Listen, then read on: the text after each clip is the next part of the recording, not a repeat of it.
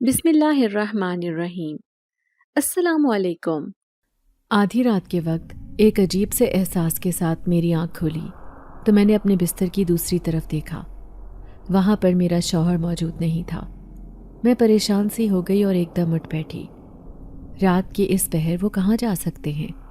میں نے اپنے آپ میں سوچا، لیکن تبھی میری نگاہ اپنے ہی کمرے میں موجود کونے میں ایک عجیب سی روشنی پر پڑی۔ وہ روشنی صرف اس کونے میں موجود تھی۔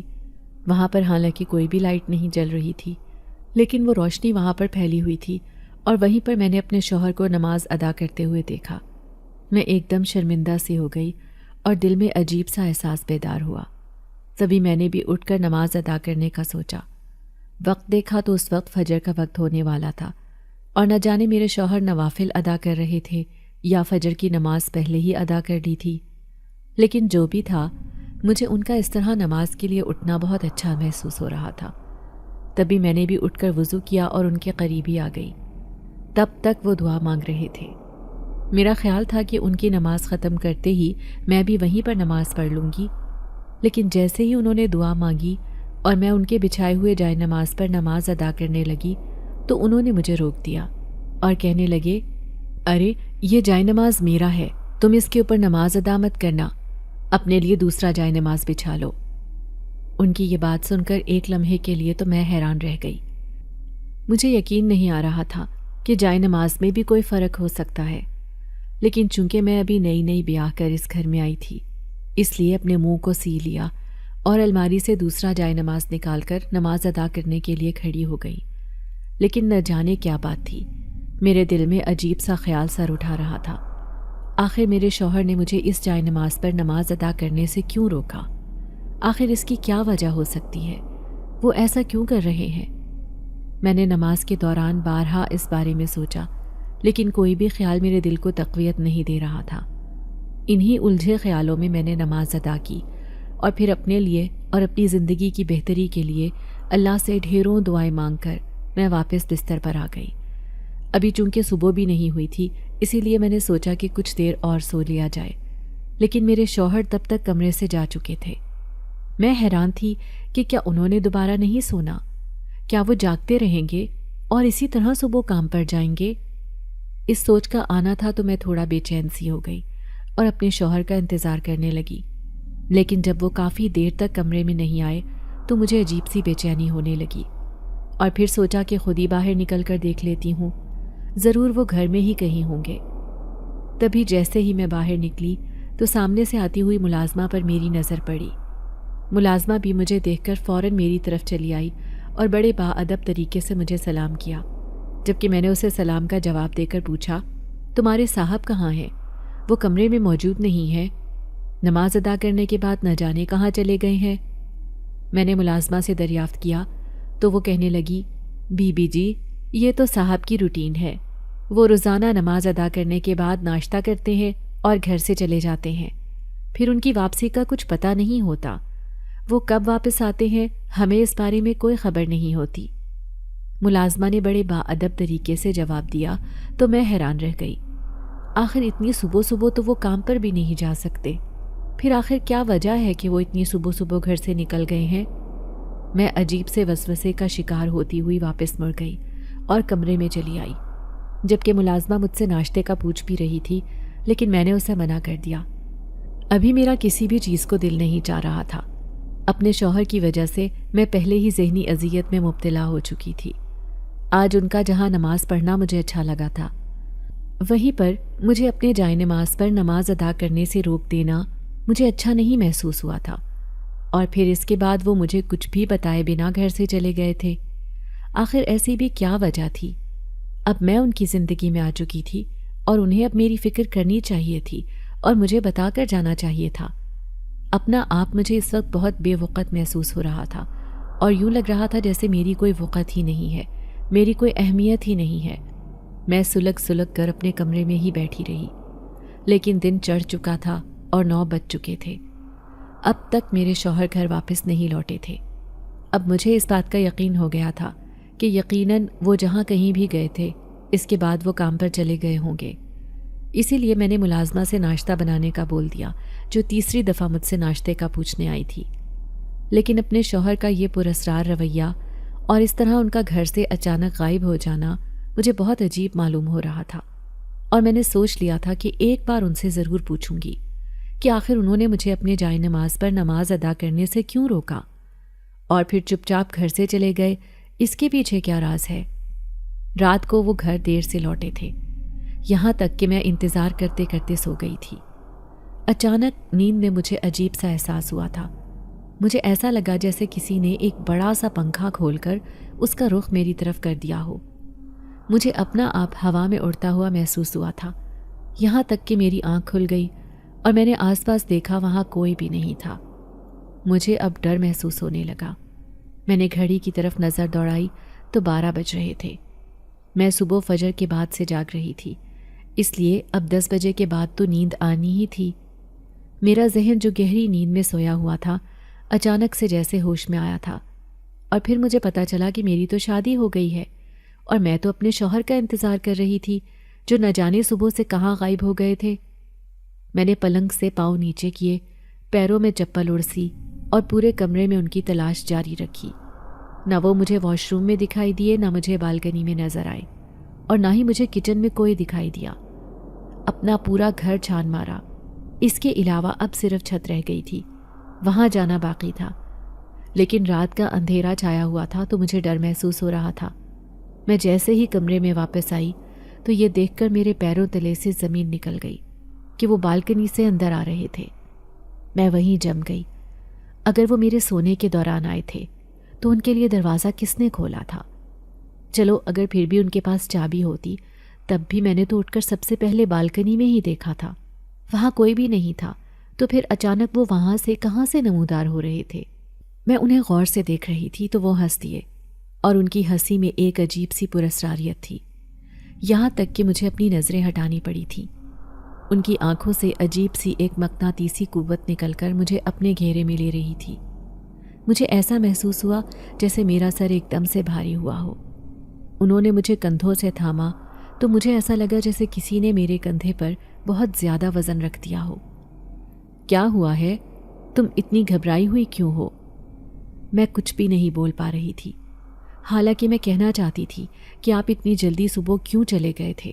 مجھے بہت ڈر لگ رہا تھا اور ابھی بھی مجھے عجیب سی کیفیت سے دوچار ہونا پڑا تھا، لیکن انہوں نے مجھے پلنگ پر بٹھایا، مجھے پانی کا گلاس دیا اور پھر میرے پاس گھٹنوں کے بل بیٹھ کر مجھے کہا کہ میرے کام کا وقت یہی ہے اور میں اسی وقت واپس لوٹتا ہوں، تو اب ایڈجسٹ کرنا ہوگا۔ ان کی بات پر میں انہیں دیکھ کر رہ گئی، لیکن پھر زبردستی چہرے پر مسکراہٹ سجائی کہ شادی کا دوسرا دن تھا اور میں کوئی بدمزگی نہیں چاہتی تھی۔ کیا پتہ یہ سارے میرے وسوسے اور وہم ہو اور ان سب کا کسی پراسراریت سے کوئی تعلق نہ ہو، لیکن نہ جانے کیوں میرا دل یہ مان کے نہیں دے رہا تھا۔ مجھے چونکہ اپنی شادی شدہ زندگی کو خراب نہیں کرنا تھا، اس لیے میں نے اپنے دل کو ڈانٹ کر خاموش کروا دیا اور اپنے مزاج کو بہتر بناتے ہوئے میں نے ان سے کہا کہ کیا وہ کافی پئیں گے میرے ساتھ؟ ویسے بھی مجھے اندر ہی اندر یہ دکھ بھی ہوا تھا کہ انہوں نے آ کر کھانے کا نہیں کہا تھا اور نہ ہی مجھ سے پوچھا تھا کہ کیا تم نے کھانا کھایا یا میرے بغیر تم نے اپنے آپ کو بھوکا تو نہیں رکھا، لیکن ایسا کچھ بھی نہیں ہوا۔ میں تھوڑی مایوس ہوئی کیونکہ میں نے اکثر تو یہی سنا تھا کہ شادی شدہ جوڑے ایک دوسرے کے بغیر کھانا نہیں کھاتے، کوئی ایک موجود نہ ہو تو دوسرا انتظار کر لیتا ہے، لیکن یہاں تو سب الٹ ہی نظر آ رہا تھا۔ اسی لیے میں نے انہیں کافی کی آفر دی کہ 2 گھڑی ہی صحیح میں ان کے ساتھ بیٹھ کر کافی تو پی لوں گی۔ انہوں نے ہنس کر مجھے اجازت دے دی اور میں کچن میں آ گئی اور کافی بنانے لگی۔ میں سب سے پہلے ان کا کپ ان کو دے کر آئی اور کہا کہ میں ابھی آتی ہوں، اور جب میں اپنا کپ لینے کچن میں آئی اور پھر جیسے ہی کمرے میں گئی تو یہ دیکھ کر میں حیران رہ گئی کہ انہوں نے ایک ہی سانس میں پوری کافی پی لی، حالانکہ کافی کا مگ بہت بڑا تھا جس میں آرام سے 3 چھوٹے کپ چائے تو آ ہی سکتی تھی۔ میں وہیں دروازے میں پتھر کی ہو گئی۔ یہ منظر میں نے خود اپنی آنکھوں سے دیکھا تھا۔ انہوں نے جب دیکھا کہ میں نے انہیں اتنی جلدی کافی پیتے دیکھ لیا تھا تو وہ مسکرائے اور کہا کہ میری عادت ہے، میں گرم گرم پینا پسند کرتا ہوں، ٹھنڈی ہو جاتی ہے تو پھر میں نہیں پیتا۔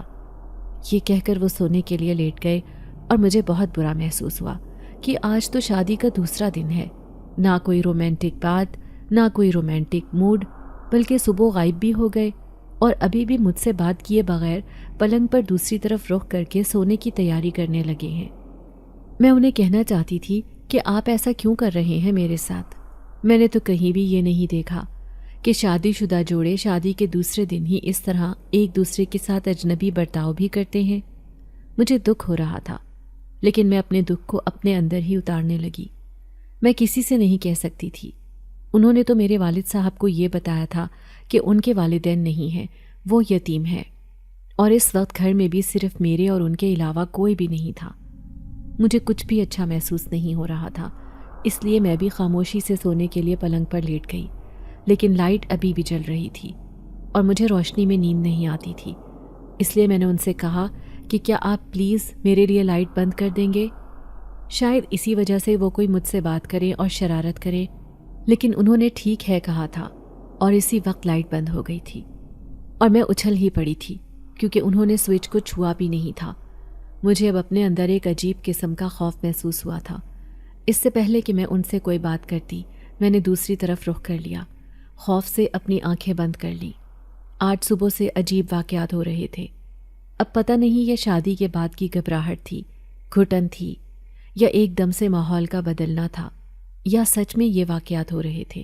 مجھے کچھ سمجھ نہیں آ رہا تھا۔ ویسے بھی میں اب ان تمام چیزوں کو سوچ کر تھک چکی تھی، اس لیے میں نے اپنے ذہن کو آرام دینا زیادہ مناسب سمجھا اور اپنی آنکھیں بند کر لی۔ اس دوران مجھے کب نیند آ گئی مجھے پتہ ہی نہیں چل سکا۔ صبح آنکھ کھلی تو حسب معمول انہیں نماز پڑھتے ہوئے دیکھا۔ میں اٹھ کر فوراً سے وضو کر کے ان کے ساتھ نماز پڑھنے لگی۔ میرے سلام پھیرتے ہی انہوں نے مجھے ہدایت کی کہ مجھے ناشتہ بنا دو۔ میں نے گھڑی میں وقت دیکھا، اس وقت صبح کے 6 بج رہے تھے، لیکن ان کی فرمائش تھی اس لیے جلدی سے ناشتہ بنانے لگی۔ میں نے ان سے پوچھا کہ وہ ناشتے میں کیا کھائیں گے، تو انہوں نے مجھے جو کہا تھا اسے سن کر میں حیران رہ گئی۔ انہوں نے مجھے کہا کہ وہ 6 ابلے ہوئے انڈے کھائیں گے، اور میں نے اپنی حیرانی کو بمشکل چھپایا کہ ایک شخص ایک وقت میں 6 ابلے ہوئے انڈے کیسے کھا سکتا ہے۔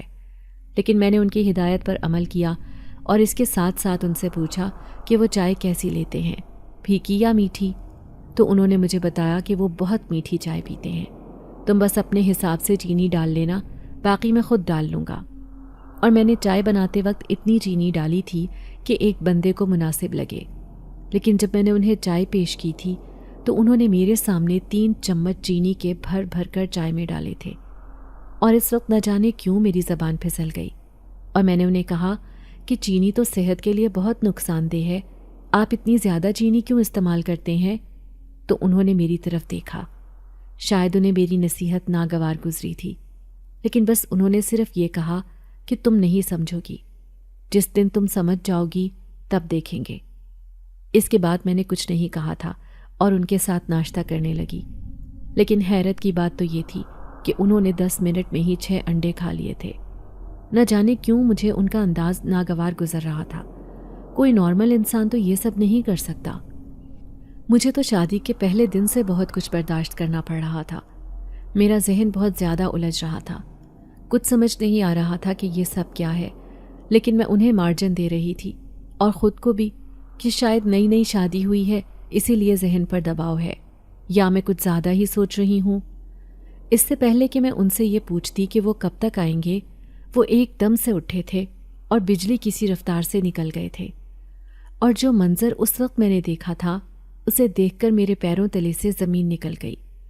میں نے بے اختیار وہاں رکھی کرسی کو تھاما، میرا سر چکرا گیا۔ بے اختیار پانی کا گلاس بھرا پڑا تھا، اسے اٹھا کر پیا اور خود کو ریلیکس کرنے کی کوشش کی، لیکن میں نے جو کچھ دیکھا تھا اسے میں کیسے جھٹلا سکتی تھی؟ میں نے دیکھا کہ میرے شوہر دروازے کے بجائے دیوار سے ہی گزر کر چلے گئے۔ یہ کیسے ہو سکتا تھا؟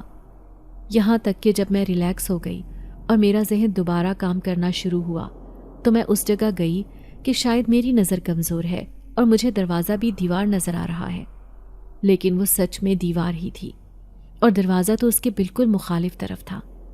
یہ کیسا منظر میں نے دیکھ لیا! اب مجھے پورا دن خوف محسوس ہوتا رہے گا۔ میں نے سوچا کہ میں امی کی طرف چلی جاتی ہوں، لیکن پھر یہ خیال بھی آیا کہ میں نے تو اپنے شوہر سے پوچھا ہی نہیں، کیا پتہ انہیں یہ بات بری لگ جائے۔ چنانچہ اس خیال کو بھی دل ہی میں دبانا پڑا۔ اب میں ذہنی دباؤ کا شکار ہونے لگی، اسی لیے کچھ بھی کام کرنے کی بجائے پلنگ پر لیٹ گئی اور ان تمام واقعات کو سوچنے لگی۔ وہ کسی بھی طرح سے مجھے نارمل انسان نہیں لگ رہے تھے، نہ زیادہ بات چیت کرتے، نہ مجھ سے میری پسند ناپسند پوچھتے، اور نہ ہی کوئی رومانٹک موڈ ہوتا، جبکہ شادی کے شروع میں تو میاں بیوی جتنا وقت ایک دوسرے کو دیں اتنی زیادہ ان میں انڈرسٹینڈنگ بڑھتی ہے۔ لیکن میرے ساتھ سب الٹ کیوں ہو رہا تھا؟ میں کس کے ساتھ یہ سب شیئر کروں؟ مجھے کچھ سمجھ نہیں آ رہا تھا۔ کبھی کبھی مجھے لگتا کہ کہیں میرے والد صاحب نے میرے ساتھ کوئی زبردستی تو نہیں کر دی۔ آج مجھے نہ جانے کیوں خود پر افسوس ہو رہا تھا کہ والد صاحب نے تو مجھ سے مشورہ مانگا تھا، اگر میں انکار کر دیتی تو بہت بہتر تھا، کیونکہ میرے شوہر کا مزاج مجھ سے بہت زیادہ الگ تھا۔ لیکن اس وقت مجھے کیسے پتہ چل سکتا تھا؟ میں تو ان کو جانتی نہیں تھی۔ ہاں، بس اتنا پتا تھا کہ یہ ابو جان کے بہت اچھے شاگرد ہیں اور بہت نیک اور فرما بردار ہیں، لیکن مجھے یہ نہیں پتا تھا کہ ساتھ ساتھ مشینی زندگی گزارنے کے عادی بھی ہیں۔ اگر مجھے پتہ چل جاتا تو میں کبھی بھی ان سے شادی نہ کرتی۔ میں خود پر حیران تھی کہ شادی کے تیسرے دن ہی مجھے ایسی سوچیں کیوں گھیرے میں لے رہی ہیں، یہاں تک کہ میرے ذہن پر ماضی کا منظر چلنے لگا۔ اب مجھے افسوس ہونے لگا، کاش اس وقت میں اپنے لیے سٹینڈ لیتی تو آج بیٹھ کر یہ سب نہ سوچ رہی ہوتی۔ میں اپنے والدین کی اکلوتی بیٹی تھی اور میرے والد صاحب ایک عالم تھے۔ انہوں نے اپنے گھر والوں سے بغاوت کر کے دین کا علم حاصل کیا تھا۔ ان کے گھر والے بہت کھلے ذہن کے مالک تھے اور وہ نہیں چاہتے تھے کہ والد صاحب دین کا علم حاصل کر کے عالم بنے، اسی لیے انہوں نے ان کی مخالفت کی تھی، انہیں گھر سے نکال دیا تھا۔ لیکن میرے والد صاحب بھی دین کے لیے ڈٹ گئے تھے اور آخر کار انہوں نے اپنا آسائشوں سے بھرا گھر چھوڑ دیا اور ایک چھوٹے سے کرائے کے گھر میں رہنے لگے تھے۔ وہاں دین کی تعلیم حاصل کی۔ میری والدہ جو ان کی دور پرے کی ایک رشتہ دار تھیں، انہی سے شادی بھی ہوئی اور پھر میری پیدائش بھی ہوئی۔ اس دوران میرے والد صاحب تعلیم حاصل کرتے رہے تھے، یہاں تک کہ عالم دین بن گئے اور گاؤں کی مشہور شخصیت بن گئے۔ ہر کوئی دین کے معاملے میں رہنمائی کرنے آتا، کوئی مسئلہ ہوتا تو ان سے پوچھتا اور انہیں جگہ جگہ پر مساجد میں بیان کرنے کے لیے بلایا جاتا۔ والد صاحب مدرسے میں بطور استاد پڑھایا کرتے تھے، لیکن پچھلے کچھ عرصے سے میرے والد صاحب بیمار رہنے لگے تو میری والدہ پریشان رہنے لگی۔ علاج ان کا چل رہا تھا لیکن شفا نہیں مل رہی تھی۔ ان کے شاگردوں نے بھی ان کی خدمت میں کوئی کسر نہیں چھوڑی تھی، کیونکہ ان کا کوئی بیٹا تو نہیں تھا، میں ہی تھی، جبکہ مجھ سے بھی جتنا ہوتا میں ان کی خدمت کرتی۔ وہ مجھ سے بہت محبت کرتے تھے اور ہر وقت میری فکر میں مصروف رہتے۔ دین کے کام کے ساتھ ساتھ انہیں بس یہ تھا کہ کسی طرح میری شادی ہو جائے تو وہ سکون سے دنیا سے رخصت ہو سکے۔ حالانکہ میں انہیں کہتی تھی کہ آپ ایسا نہ کہا کریں، میرا دل دکھتا ہے جب آپ ایسا کہتے ہیں۔ ابھی تو آپ لمبی عمر جئیں گے اور میں آپ سے علم دین حاصل کروں گی، مدرسے میں آپ کے ساتھ ہی پڑھانے جایا کروں گی۔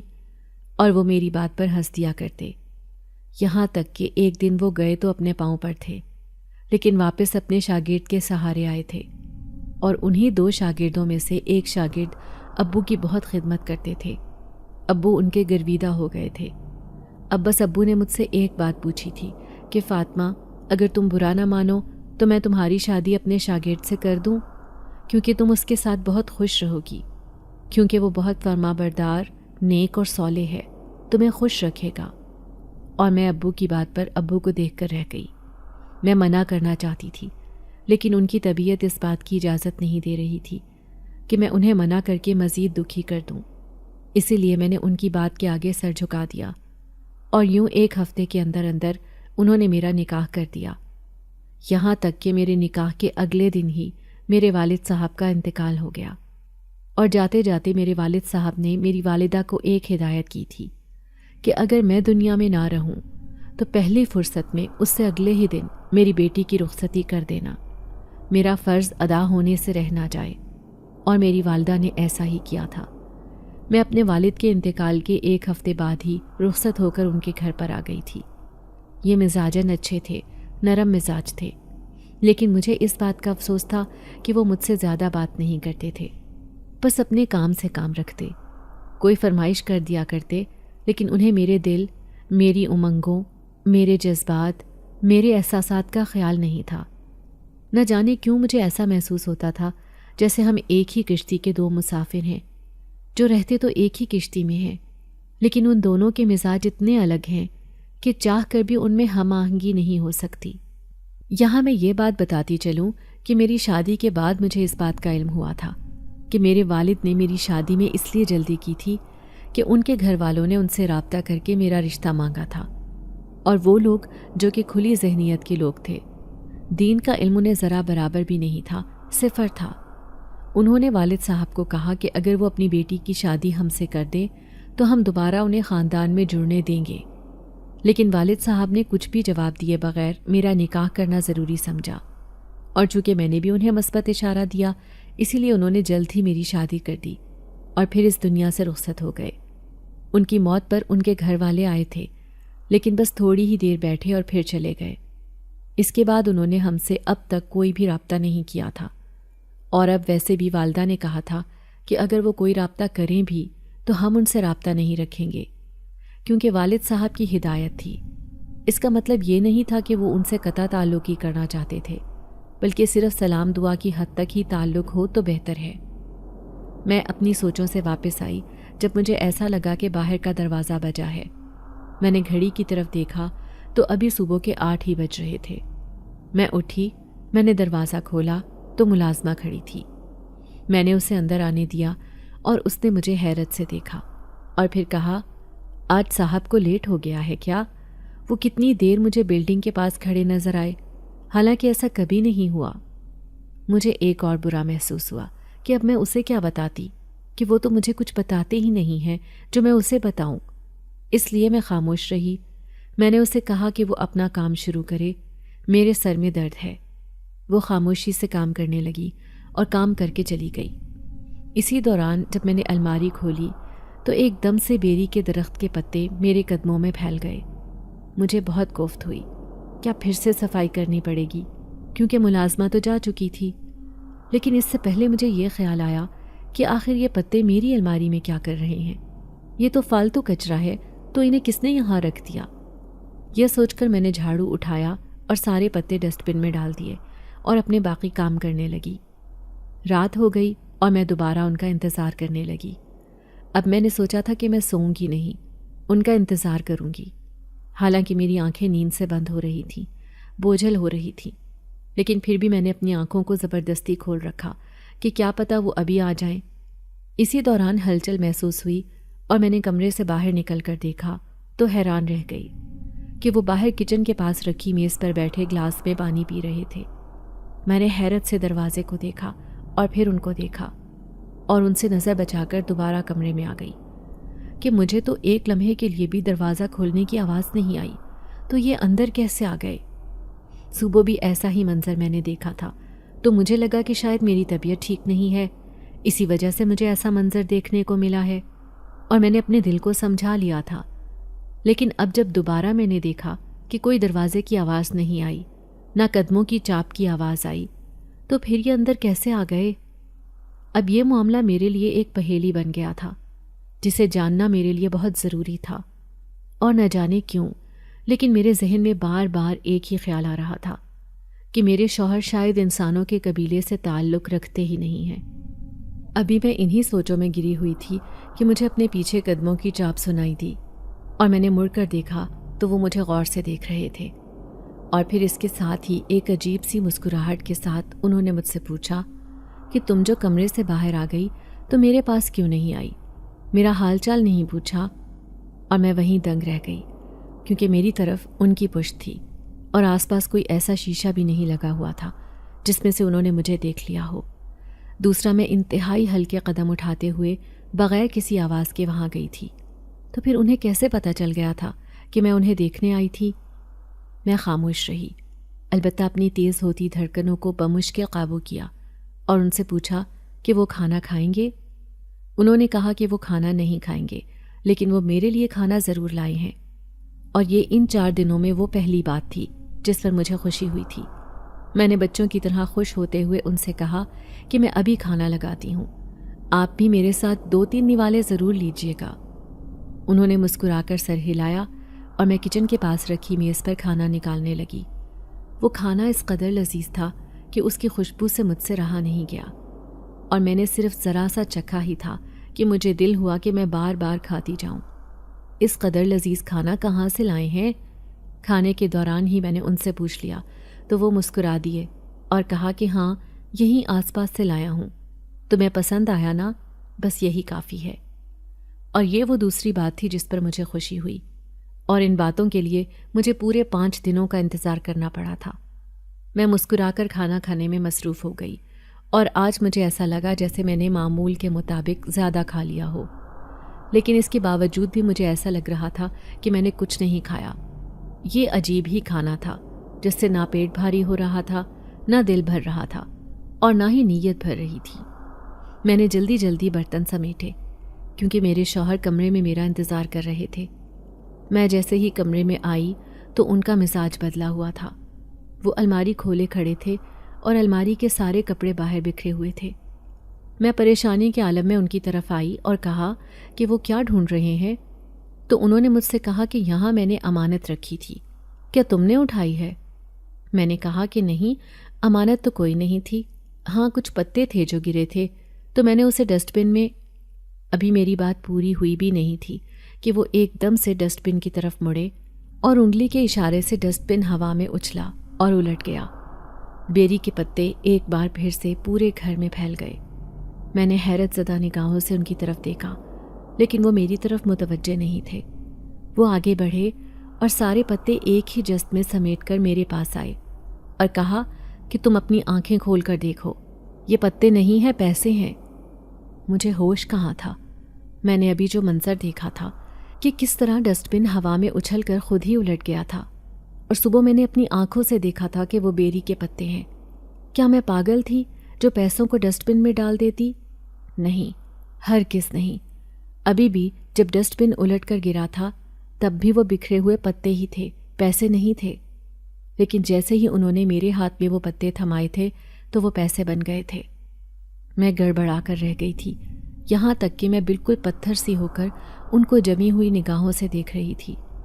انہوں نے میرے آگے ہاتھ لہرایا، لیکن نہ جانے کیوں مجھے اتنا زیادہ خوف محسوس ہوا کہ میں نے وہ پیسے انہیں تھمائے اور فوراً سے کچن کی طرف بھاگی۔ انہوں نے مجھے پیچھے سے آواز دی، لیکن مجھے بہت خوف محسوس ہو رہا تھا، یہاں تک کہ میں کافی دیر تک کچن میں ہی کھڑی رہی اور خوف سے تھر تھر کانپنے لگی۔ اب میرا کمرے میں جانے کا دل بھی نہیں کر رہا تھا۔ وہ سارے مناظر میری آنکھوں کے سامنے آ رہے تھے کہ کس طرح وہ دیوار سے ہی نکل کر غائب ہو گئے تھے، کس طرح انہوں نے ڈسٹ بن کو ایک اشارے سے ہوا میں اچھال کر الٹ دیا تھا، کس طرح وہ بیری کے پتے پیسے بن گئے تھے، اور اس سے پہلے وہ پورا گھر چھان مارنے کے بعد بھی بالکنی سے برآمد ہوئے تھے۔ یہ سارے واقعات مجھے اچھی طرح ازبر تھے، اور یہ سارے واقعات صرف ایک ہی طرف اشارہ کر رہے تھے کہ وہ انسانوں کے قبیلے سے تعلق نہیں رکھتے۔ لیکن اب میں نے سوچ لیا تھا کہ میں یہ معلوم کر کے رہوں گی کہ وہ اصل میں کون ہے، اور ان سے پوچھ کر تو کچھ بھی حاصل نہیں ہونا تھا۔ اسی لیے میں نے سوچا تھا کہ میں خود اپنی تحقیق کے ذریعے معلوم کروں گی کہ آیا یہ سب میری نظروں کا دھوکہ ہے یا مجھے خود ہی دھوکہ دیا جا رہا ہے۔ میں کافی دیر بعد کمرے میں آئی تو وہ میرا ہی انتظار کر رہے تھے، لیکن میں چپ چاپ سونے کی کوشش کرنے لگی۔ انہوں نے لائٹ بند کر دی اور اندھیرے میں ہی مجھے مخاطب کر کے کہا، کیا ہوا ہے؟ کیا تم بہت زیادہ خوف زدہ ہو رہی ہو؟ اور میری اوپر کا سانس اوپر اور نیچے کا نیچے ہی رہ گیا۔ میں نے فوراً سے منع کیا، نہیں، ایسی کوئی بات نہیں۔ اگر تمہیں میری کوئی بات بری لگی ہو تو میں معذرت کرتا ہوں۔ لیکن میں سونے کی بھرپور ایکٹنگ کرتے ہوئے گہری نیند میں چلی گئی۔ انہوں نے اٹھ کر میرے آس پاس چٹکی بجائی، لیکن پھر میں نے خود دیکھا تھا کہ وہ مسکراتے ہوئے دوسری طرف کروٹ لے کر سو گئے، اور اس مسکرانے کی وجہ مجھے سمجھ میں نہیں آئی تھی۔ صبح ہی صبح میں نے ان سے اجازت لے لی کہ میں اپنی امی کے گھر جانا چاہتی ہوں، آپ مجھے چھوڑ دیں گے؟ تو وہ تھوڑی دیر سوچ میں پڑ گئے، اور پھر انہوں نے مجھے کہا کہ تم ملازمہ کے آنے کے بعد چلی جانا، مجھے بھی بہت جلدی کام سے جانا ہے۔ اور مجھے بہت افسوس ہوا کہ وہ میرے ساتھ امی سے ملنے نہیں آئے، لیکن میں ویسے بھی امی کے پاس ایک خاص کام سے جا رہی تھی۔ ملازمہ آئی، صفائی کر کے چلی گئی، میں نے اپنا بیگ بھرا اور وہاں آ گئی، اور امی کو سارا ماجرا کہہ سنایا۔ امی مجھے حیرانی بھری نگاہوں سے دیکھ رہی تھی کہ یہ کیا معاملہ ہے۔ میں نے انہیں یہ بھی بتایا کہ ابھی تک ہمارے درمیان ازدواجی تعلق جیسا کوئی بھی تعلق نہیں ہے۔ یہ سن کر امی نے مجھ سے کہا، لگتا ہے کہ تمہارے والد صاحب کو غلط فہمی ہوئی تھی۔ میں نے ان سے پوچھا کہ وہ کس غلط فہمی کی بات کر رہی ہیں۔ تب میری امی نے مجھے بتایا کہ تمہارے شوہر، جو تمہارے والد صاحب کے پسندیدہ شاگرد تھے اور ان کی بہت خدمت کیا کرتے تھے اور بہت نیک اور صالح شاگردوں کی فہرست میں شمار ہوتے، انہوں نے ایک دن باتوں ہی باتوں میں والد صاحب کو بتایا تھا کہ وہ اصل میں انسان نہیں ہے بلکہ جن ذات ہیں۔ لیکن میرے والد صاحب ہنس پڑے تھے اور کہا تھا کہ ایسا ممکن ہی نہیں ہو سکتا۔ گھر آ کر میرے والد صاحب نے جب امی کو یہ بات بتائی تھی تو امی نے کہا تھا کہ ایسا ممکن بھی ہے، آپ اس کی بات کو کیوں جھٹلا رہے ہیں؟ لیکن ابو نے اس بات پر کوئی توجہ نہیں دی۔ اسی دوران امی کمرے سے اٹھیں اور انہوں نے مجھے کہا کہ میرے پاس ایک کتاب رکھی ہے، چونکہ تمہارے والد صاحب کو اس حوالے سے کوئی کتابیں پڑھنا بھی پسند نہیں تھا، اس لیے میں نے چھپا کر رکھی تھی۔ اس میں ایک ترکیب لکھی ہوئی ہے کہ ہمیں کیسے پتہ چلے گا کہ سامنے والا کون ہے۔ یہ کہہ کر وہ کتاب میرے پاس لے آئیں اور میں نے اس میں وہ ترکیب بغور پڑھی تھی کہ سورج جن پڑھ کر وہ پانی کسی انسان پر پھینکیں گے تو پتہ چل جائے گا کہ وہ جن ہے یا کوئی اور۔ اب میرے ہاتھ ایک عمل لگ گیا تھا۔ امی تو مجھے منع کر رہی تھی کہ میں دوبارہ اس گھر میں نہ جاؤں، کہیں وہ مجھے کوئی نقصان ہی نہ پہنچا دیں، لیکن میں خود اپنی تسلی بھی کرنا چاہتی تھی۔ نہ جانے کیوں لیکن مجھے ان سے ایک انسیت سی محسوس ہوتی تھی۔ میں ان کے آنے سے پہلے ہی گھر آ گئی اور میں نے وہ عمل کر کے رکھ دیا۔ جیسے ہی وہ گھر آئے تو آج میں نے خلاف توقع اپنے ہاتھ اسی پانی سے گیلے رکھے ہوئے تھے۔ جیسے ہی میں نے ان کے ہاتھوں کو چھوا تھا تو ان کے ہاتھ بہت زیادہ گرم محسوس ہوئے اور اسی دوران وہ ایک جھٹکے سے پیچھے ہوئے تھے۔ انہوں نے حیرانی بھری نگاہوں سے مجھے دیکھا۔ نگاہوں میں بہت کچھ تھا، سوال تھا، جواب تھا، بے یقینی سی بے یقینی تھی۔ اور اس کے بعد جو منظر میں نے اپنی آنکھوں سے دیکھا تھا وہ منظر میں اپنی پوری زندگی بھر نہیں بھلا سکتی تھی۔ وہ ایک دم سے ایک الگ ہی مخلوق بن گئے تھے اور میں ایک جھٹکے سے ڈر کر پیچھے ہٹی تھی۔ ان کی شکل اتنی ڈراؤنی تھی کہ میں نے فوراً سے آنکھیں بند کر لی تھی اور اپنی بے ترتیب ہوتی دھڑکنوں پر جب ہاتھ رکھا تھا تو وہ نارمل ہونے کا نام ہی نہیں لے رہی تھی۔ ان کی شکل عجیب بگڑے اور ٹیڑھے منہ والی ہو رہی تھی، دانت بہت بڑے اور خون آلود تھے، آنکھیں اندر کو دھسی ہوئی تھیں اور زبان باہر کو لٹک رہی تھی۔ سر پر سینگ بھی تھے، یہاں تک کہ جب میں نے دوبارہ آنکھیں کھولی تھیں تو وہ میری طرف بڑھتے ہوئے دکھائی دیے۔ ان کی شکل پر دوسری نظر پڑتے ہی مجھے اپنے پورے جسم میں رونگٹے کھڑے ہوتے محسوس ہوئے اور خوف کی بھرپور لہر پوری ریڑھ کی ہڈی میں دوڑتی ہوئی محسوس ہونے لگی۔ میں چیخ مار کر پیچھے ہٹی اور بھاگ کر کچن کی طرف آ گئی۔ کچن کا دروازہ بھی نہیں تھا جو بند کر دیتی، یہاں تک کہ میں نے باہر کا دروازہ کھولا اور دیوانہ وار جیسے ہی قدم آگے بڑھائے اچانک سے دروازہ زور سے بند ہوا اور میری چیخ دوبارہ بلند ہوئی، یہاں تک کہ میں زاروں قطار رونے لگی۔ پورا گھر میری چیخوں سے دہل رہا تھا اور مجھے اپنے پیچھے بہت زیادہ گرمائش کا احساس ہو رہا تھا، ایسے جیسے کسی نے بالکل میری پیٹھ کے پاس ہیٹر چلا دیا ہو۔ میں وہیں روتے ہوئے بیٹھ گئی اور اپنا سر اپنے بازوؤں میں چھپا لیا، یہاں تک کہ مجھے ایسا محسوس ہوا جیسے کسی نے گرم لاوا میرے اوپر انڈیل دیا ہو، اور اس کے بعد مجھے کچھ ہوش نہیں رہا تھا۔ میری آنکھوں کے آگے اندھیرا چھا گیا اور میں وہیں بے ہوش ہو کر گر پڑی۔ ہوش آیا تو خود کو اپنے پلنگ پر پایا اور میرے سامنے میرے شوہر اپنی اصلی حالت میں موجود تھے۔ میں ایک دم سے کوہنیوں کے بل اٹھ کر بیٹھی اور چیخ کر پیچھے ہونے لگی۔ مجھے اس حالت میں دیکھ کر وہ کھڑے ہو گئے اور مجھ سے کہا کہ ڈرو نہیں، تم نے جو عمل کیا تھا اس سے میری حقیقت تمہارے سامنے آ گئی اور تمہیں پتہ چل گیا کہ میں کون ہوں۔ لیکن اب آج میں تمہیں اپنی کہانی سناتا ہوں تاکہ تمہارا سارا ڈر ختم ہو جائے اور تم اپنی زندگی کا فیصلہ آسانی سے لے سکو۔ وہ اس قدر ٹھہرے ہوئے لہجے میں انسانی شکل میں بات کر رہا تھا کہ مجھے محسوس ہی نہیں ہوا کہ وہ جن زادہ ہے جسے رات میں نے اپنی اصلی شکل میں دیکھا تھا۔ میرا عمل کامیاب ہوا تھا اور مجھے پتہ چل گیا تھا کہ میرا شوہر اصل میں انسان تو ہے ہی نہیں، وہ انسانوں کے قبیلے سے تعلق نہیں رکھتا، وہ جن زادہ ہے اور اسی لیے صبح سویرے غائب ہو جاتا ہے، رات کو دیر سے لوٹتا ہے، اسی لیے زیادہ میٹھا کھاتا تھا اور اسی لیے اس کے پاس پیسوں کی شکل میں بیری کے پتے تھے جو کہ پیسے بچ جاتے تھے۔ اسی لیے میں نے انہیں دیوار کے پاس سے گزرتے دیکھا تھا۔ اسی لیے ڈسٹ بن ہوا میں چل کر الٹ گیا تھا۔ اسی لیے وہ مجھے ایک دن بالکنی سے اندر آتے دکھائی دیے تھے۔ کل رات تو میں نے انہیں ان کی اپنی اصل شکل میں دیکھ لیا تھا۔ یہ ان کی صلاحیت تھی کہ وہ اپنی شکل بدل لیا کرتے تھے، اس لیے انہوں نے اپنی یہ شکل مرتب کی ہوئی تھی تاکہ وہ انسانوں کے قبیلے میں آرام سے رہ سکیں۔ مجھے اب بھی ان سے بہت زیادہ خوف محسوس ہو رہا تھا، تو انہوں نے میرا یہ احساس بھی بھانپ لیا اور کہا تھا کہ ڈرو نہیں، میں تمہیں کوئی بھی نقصان نہیں پہنچاؤں گا۔ میں نے ڈرتے ڈرتے انہیں کہا تھا کہ آپ نے مجھے دھوکہ کیوں دیا؟ آپ نے انسانوں کا روپ دھار کر مجھ سے شادی کیوں کی؟ جبکہ یہ شادی تو اصل میں کوئی اہمیت ہی نہیں رکھتی، کیونکہ جن زادے اور انسان کا نکاح نہیں ہو سکتا اور نہ ہی ان کی شادی ہو سکتی ہے۔ شریعت کے لحاظ سے بھی ایسا ہی ہے۔